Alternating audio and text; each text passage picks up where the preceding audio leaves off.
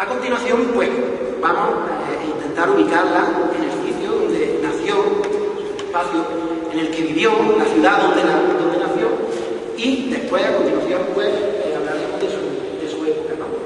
Del tiempo histórico, ¿no? En primer lugar, deciros, como veis aquí en esta presentación, que Santa Eufemia nació en el año 289, final del siglo III, y murió, como dicen las fuentes, el 16 de septiembre del 303, ¿no? Por esa persecución que veremos ahora de Diocleciano, ¿no?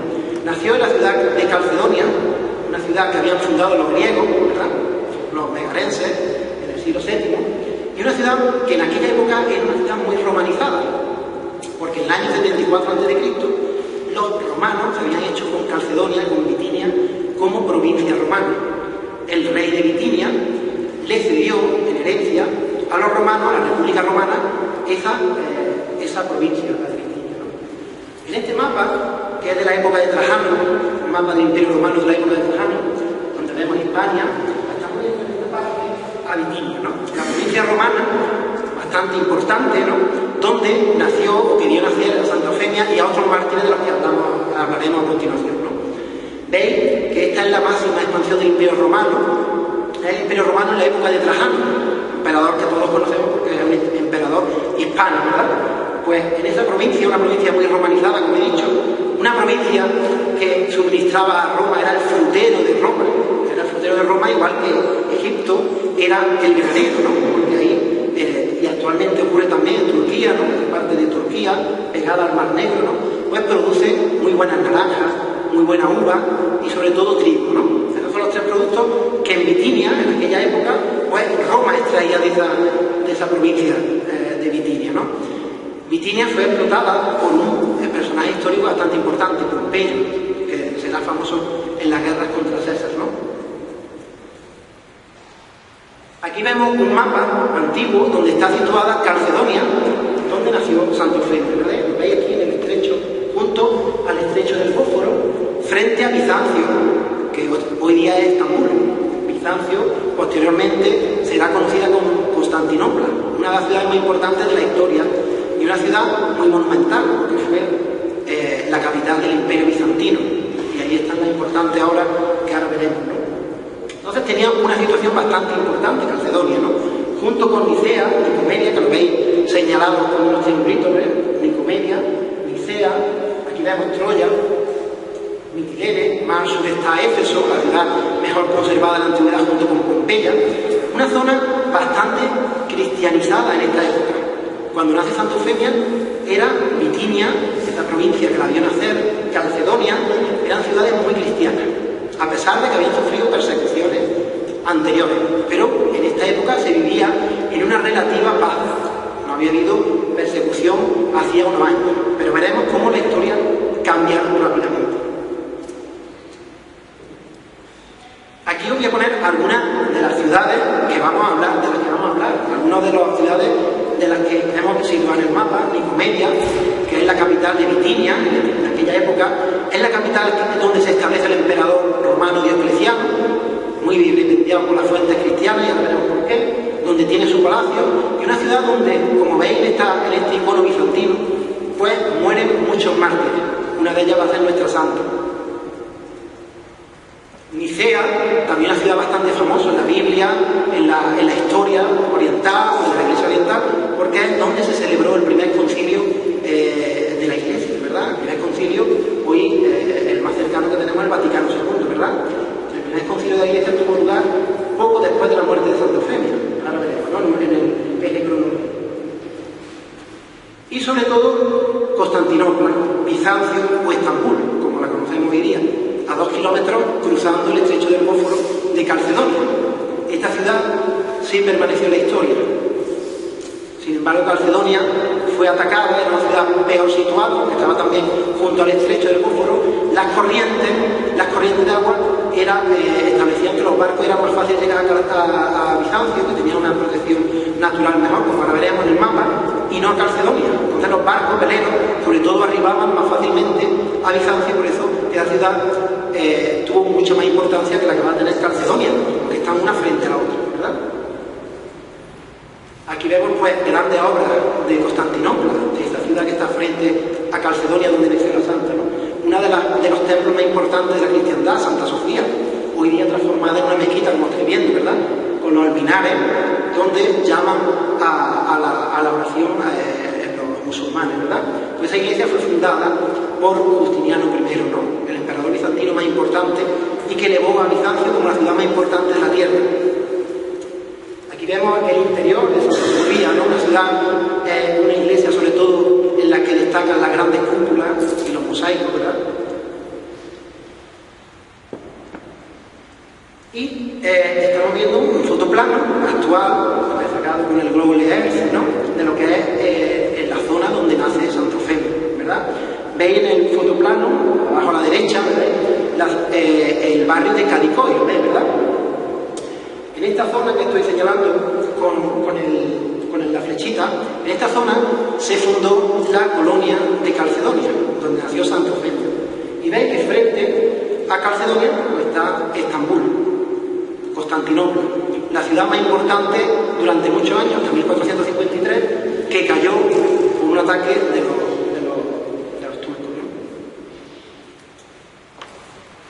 Veis lo que es el estrecho del Bósforo, una zona bastante bien comunicada, comercial, una zona donde pasaba el comercio romano de la antigüedad, ¿no? Que venía del Mar Negro, pasaba el estrecho del Bósforo, llegaba al Mar de Mármara, que comienza aquí, y después atravesaba otro estrecho muy importante hoy día para el comercio de grandes barcos mercantes, que es el estrecho de los Dardanelos, que no sé si os suena, un estrecho bastante importante porque, entre otras cosas, ha habido ahí bastantes contiendas bélicas, bastantes batallas y algunas bastante importantes como la de Galípoli, ¿no? La Primera Guerra Mundial. Este es el entorno donde nace Santo Eufemio, ¿no? En esta pequeña colonia que después va a crecer y sobre todo va a crecer a raíz del concilio de Calcedonia, donde Santo Eufemio veremos que es muy protagonista, ¿no?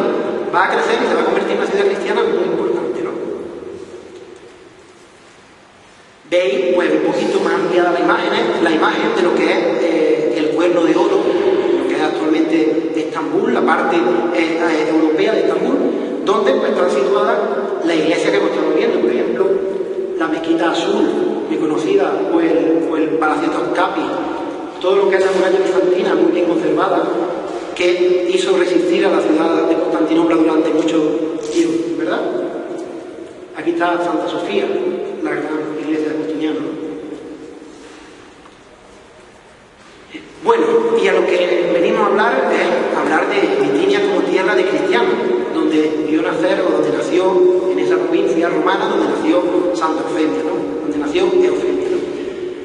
Hay muchos escritos que hablan de la importancia que tuvo esta provincia dentro de lo que es el Imperio Romano, dentro de los principales asentamientos cristianos, como sede de iglesias importantes, como sede de un concilio bastante importante, como sede donde murieron cientos de mártires en la persecución de Diocleciano. Entonces veis que he puesto algunas imágenes que lo que viene a reproducir son los símbolos cristianos encontrados en Bitinia, ¿no? Tenemos el Grismón con Alfa y Omega, el principio y el final de la creación, o el Isis, el pez con los panes, ¿no? Aquí tenéis el acróstico, ¿no? Jesús Cristo, Theos Soter, Jesucristo, Hijo de Dios, Salvador, ¿verdad?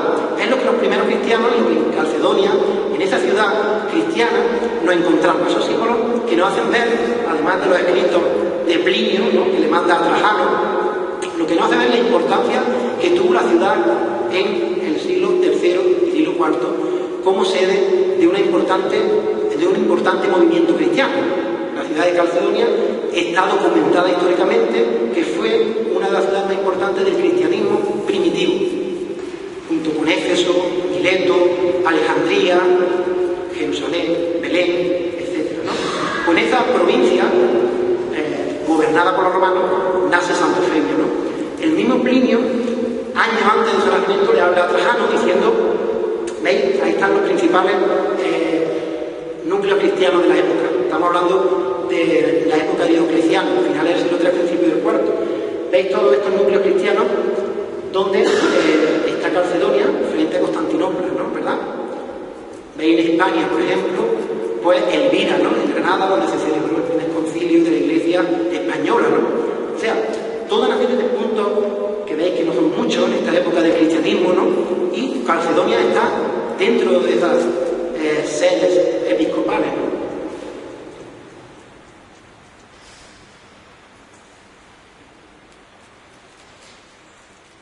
Una descripción, que esto tampoco se lee, pero es para que veáis cómo Plinio, gobernador de Bitinia, en esta época, un poquito antes del nacimiento de Santo Eufemia, habla de su emperador y le cuenta un poquito cómo era la iglesia primitiva, cómo era el cristianismo primitivo. Plinio habla de cómo los cristianos se reunían a horas muy tempranas, ¿no?, para adorar a su Dios, ¿no? Y claro, sus ritos a los romanos, pues en un momento determinado les parecían paganos, ¿no? Y por eso los persiguieron. El mismo Trajano, un emperador que culturalmente hablando es fundamental en toda la historia de Roma, el mismo Trajano, un emperador español, persiguió a los cristianos. El mismo Trajano persiguió a los cristianos un poquito antes del nacimiento de Santo Eufemio, ¿no? Y hablemos del tiempo histórico. Hemos hablado de Bitinia, como provincia de la Nacer, Calcedonia, y ahora, pues, a partir de un eje cronológico, vamos a ver aquellos años fundamentales dentro de lo que es la vida de Santo Eufemia y todo lo que el cristianismo en aquella época pues tuvo de importancia. Santo Eufemia, pues, como veréis en el eje cronológico, nace poco después de la subida al trono del imperio de Diocleciano, un emperador bastante conocido, sobre todo por las fuentes cristianas, muy maltratado, porque fue el que organizó la gran persecución de los cristianos y acabó con casi 4.000, según dicen las fuentes, 4.000 mártires. Hay otras fuentes que hablan de 10.000, que parece un número bastante escaso, pero tened en cuenta la población que había en aquella época. No era como hoy día, ¿no? Por ejemplo, si comparamos los martirios de cristianos del siglo XX, son 45 millones en el siglo XX. Aquí, pues, alrededor de 4.000. Fueron muchos los cristianos que padecieron con este emperador. Por eso ha sido muy maltratado por las fuentes cristianas, ¿no? Pero sí hay que decir a favor de él que fue un emperador muy reformista, cambió la moneda, reformó el ejército, reformó la administración, dividió el imperio en 4 partes. Tenemos en cuenta que Diocleciano estamos hablando del siglo III, una época en la que la iglesia, en la que Roma está realmente en crisis. Es el emperador que se llama el emperador de los recortes, ¿no? Que a todos nos suena hoy día. Es el emperador que reforma la moneda, por ejemplo, los áureos, que ahora veremos algún áureo de oro, ¿no? Pues veremos cómo el metal de oro es menos y le mete más plata, o sea, que intenta hacer reformas porque el imperio romano en esta época estaba en una verdadera crisis. Entonces, como reformista, es verdad que es bastante importante, no tanto como perseguidor de cristianos, ¿no? Ahí vemos un retrato de Diocleciano, quizás uno de los más conocidos, un retrato bastante realista, como es el retrato romano, ¿verdad? Con la técnica del trépano, que es de las principales partes del retrato, ¿no? Como trepano, por ejemplo, la corona o los ojos, ¿no? Son un emperador barbado, como ocurrirá a partir de Marco Antonio, de Marco Aurelio, perdón. A la parte derecha, en la parte derecha veis los tetrarcas, que si visitáis Venecia, que seguramente la habéis visitado muchos de vosotros, lo veis en la Catedral de San Marcos en una de las esquinas. Eso representa los 4 emperadores, en este caso, 2 Césares y 2 Augustos, que gobernaron en esta época el Imperio Romano. Ahora veremos un mapa de lo que es la época de Santo Eufemia, ¿no? La época en la que estamos hablando de Diocleciano. La división del Imperio Romano, veis 4 colores, 2 Césares y 2 Augustos, ¿no? Diocleciano, el más importante de ellos, de todos, se queda con la parte oriental del imperio, como estáis viendo, ¿verdad? Y es el que gobierna lo que es la zona de Bitinia, muy cerca, establecido capital en Nicomedia, como veis, muy cerca de Calcedonia.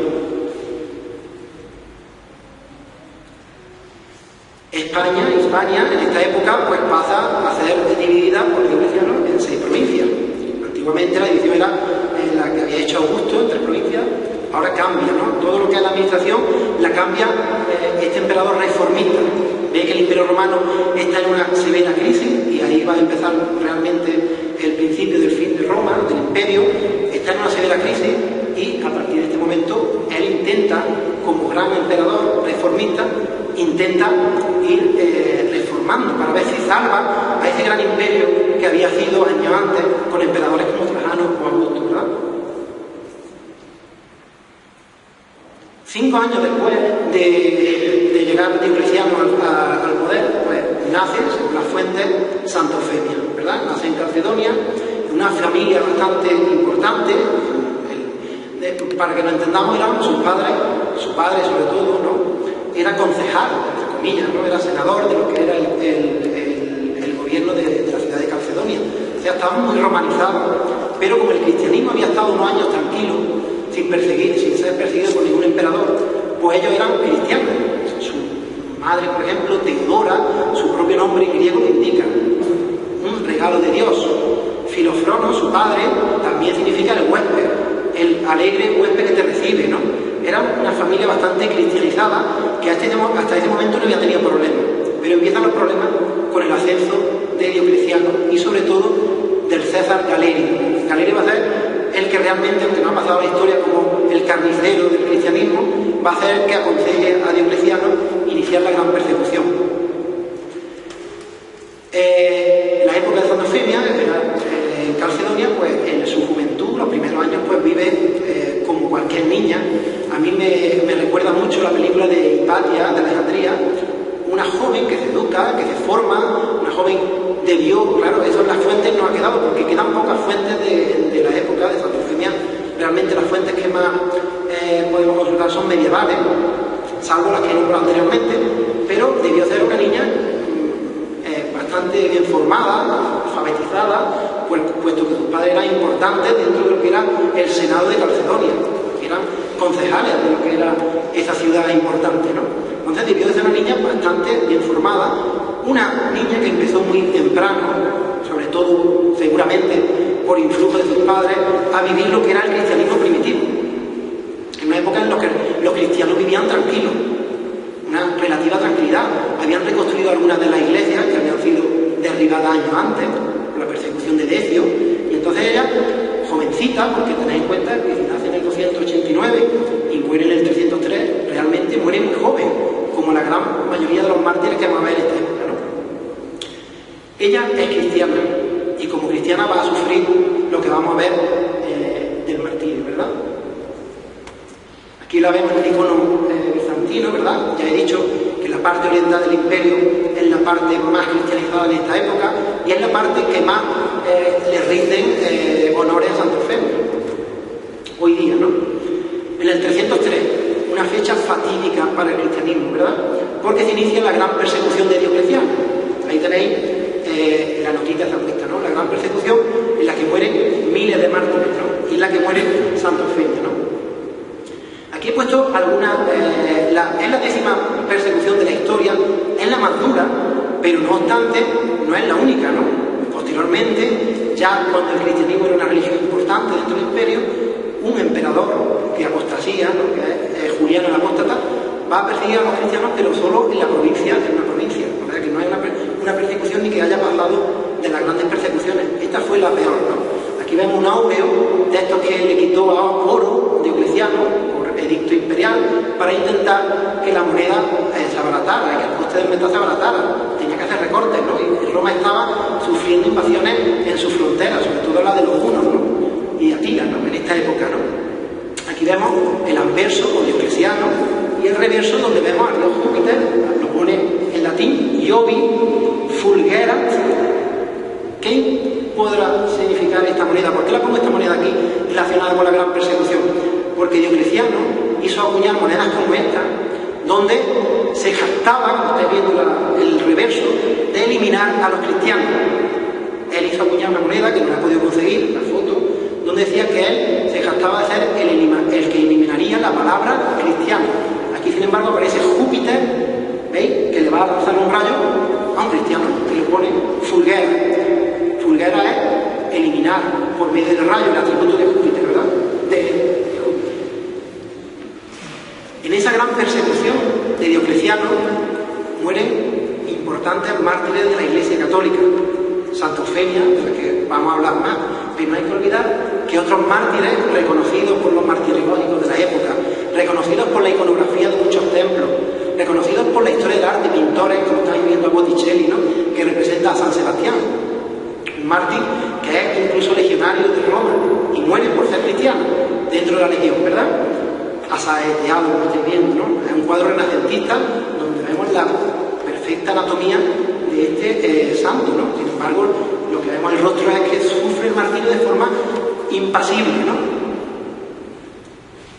Es el primer desnudo de la historia del arte, igual que otro cuadro de Botticelli, ¿no?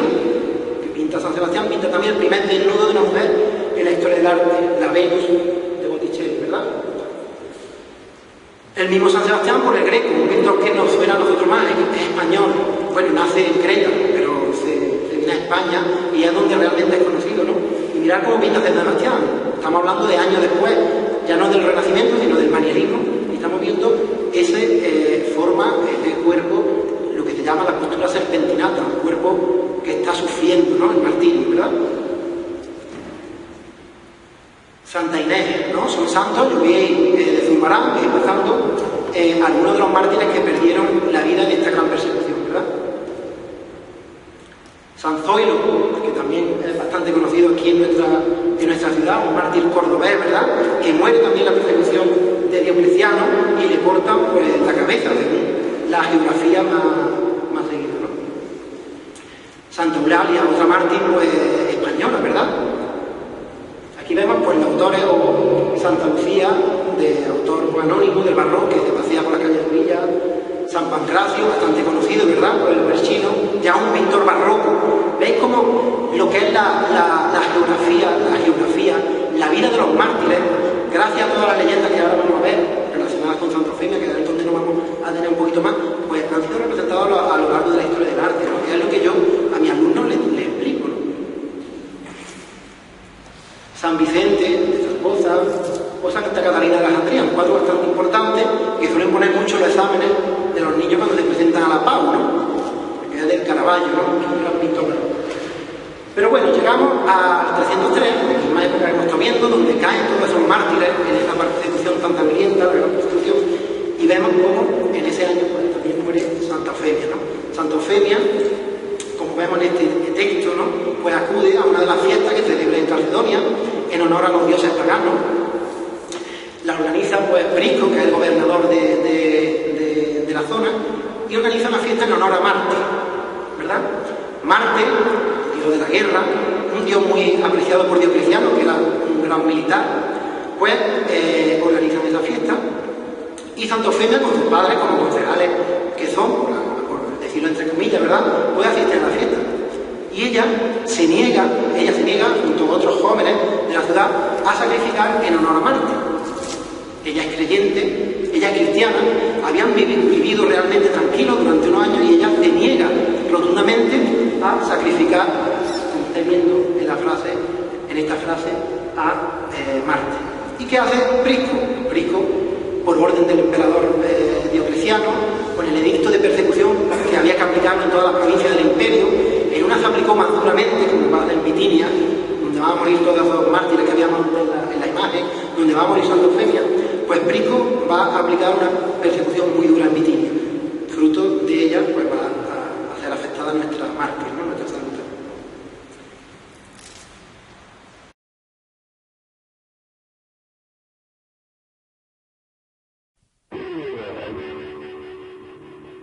Ponte en las mejores manos en Clínica Dental Torres, en pleno centro de Antequera, donde encontrará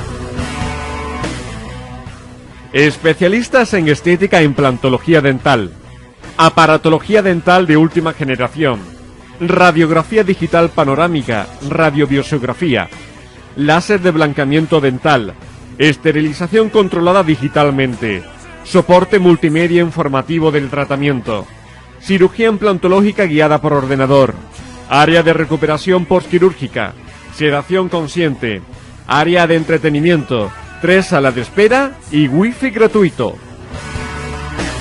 Hola, soy el doctor José Torres, de Clínica Dental Torres. Os esperamos en calle Tercia 8, esquina calle Campanero, junto al Ayuntamiento. Aquí, tanto mi equipo como yo mismo, os atenderemos y os ofreceremos la última tecnología y el último avance en implantología y estética dental. Le esperamos en calle Tercia 8, esquina con calle Campaneros, frente al Ayuntamiento de Antequera, teléfono 952 70 20 25, en internet en www.clinicatorres.com y también en info@clinicatorres.com. Regálate una sonrisa. Del martirio de Santa Eufemia, en ese 16 de septiembre del 303, hoy día, pues la vez que estamos en 2013, se celebra el 710, me parece que si no en matemáticas y me puede ayudar mi compañero, pues hace bastante un número de 303 al 2013, ¿cuántos años más? 700, más o menos, ¿no? Pues muere Santa Eufemia, ¿verdad? Muere Santa Eufemia y lo que vamos a ver un poquito es cómo en las fuentes escritas y en el arte queda reflejado ese martirio. Ese martirio que, como entenderéis, cuando se lee cualquier libro de la geografía de vida de santos de la época, pues un poquito es mucha literatura lo que hablan del martirio, ¿no? Las dos fuentes principales que hablan del martirio de Santa Eufemia es uno de los autores que antes hablé, el Martirio de Amasea, que lo tenéis aquí, ¿no? Lo que pasa es que los textos no deben porque... Pero bueno, el texto lo que viene a describir es una descripción que hace él y que queda en las fuentes escritas de esa iglesia que visita. Una iglesia donde, como veis ahí, pues hay una serie de frescos y él los va describiendo. Y en esos frescos están el martirio de Santa Eufemia. Y es una descripción un poco años después de su muerte. Esta es la primera fuente que tenemos del martirio. Otra segunda fuente más tardía, que es la que vamos nosotros, o la que en el arte ha quedado más reflejada, ¿no? Que es de Jacobo de la Vorágine, ¿no? Del siglo XIII. Importantísimo ese escritor, ese sacerdote, porque era sacerdote. Importantísimo porque gracias a él pues, tenemos la iconografía de la mayoría de los santos de nuestra iglesia. Es como Ovidio había sido para los paganos, en la mitología, en la metamorfosis, por ejemplo, Venus, ¿no? Se representa, o cualquier dios pagano, pues el Jacobo de la Vorágine, ¿no? Este sacerdote, pues va a describir esos atributos de los mártires. Lo va a describir con mucha literatura. La mayoría de estas fuentes no nos las podemos creer a pie juntillas, ¿verdad? Sabemos que Santa Eufemia fue martirizada. Sabemos que hay dos fuentes que hablan muy cercanas de ese martirio. Y sabemos por la iconografía y por estas descripciones qué tipo de pena se le aplicó a esta testigo de Cristo, ¿verdad? Santa Eufemia. Realmente no sabemos, aunque coinciden las dos fuentes en dos aspectos que quiero remarcar. Una es el fuego, el martirio mediante el fuego, y otra es el tema de los leones, ¿verdad?